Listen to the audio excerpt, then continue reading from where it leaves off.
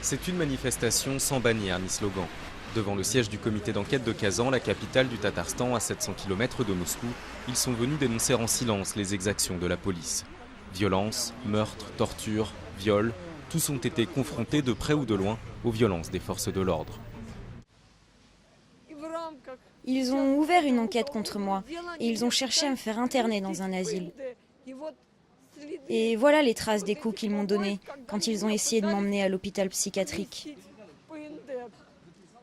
C'était le 11 mars.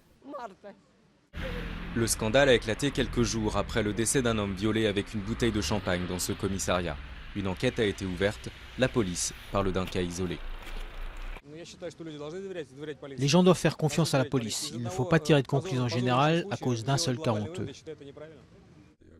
Pourtant, plusieurs témoignages accablent la police. Oscar a été violé par des policiers qui voulaient lui extorquer des aveux. C'était soit un stylo, soit un crayon. Et le policier s'est mis à me le glisser dans l'orifice anal. Bien sûr, j'ai crié « Aidez-moi, lâchez-moi, je signerai tout ce que vous voudrez ». Et là, le policier Rahmatoul m'a dit « Il fallait signer pendant qu'on te traitait bien. Maintenant, on va te baiser toute la nuit ». Le Centre des droits de l'homme de Kazan s'occupe de dizaines de cas de violences policières dans la région du Tatarstan. 5 personnes seraient mortes en détention. Pour son directeur, la corruption et la culture du résultat expliqueraient les méthodes de la police. C'est comme ça que les policiers obtiennent une prime, une nouvelle promotion et encore d'autres avantages. Et surtout, c'est comme ça qu'ils ne sont pas punis pour avoir mal fait leur travail.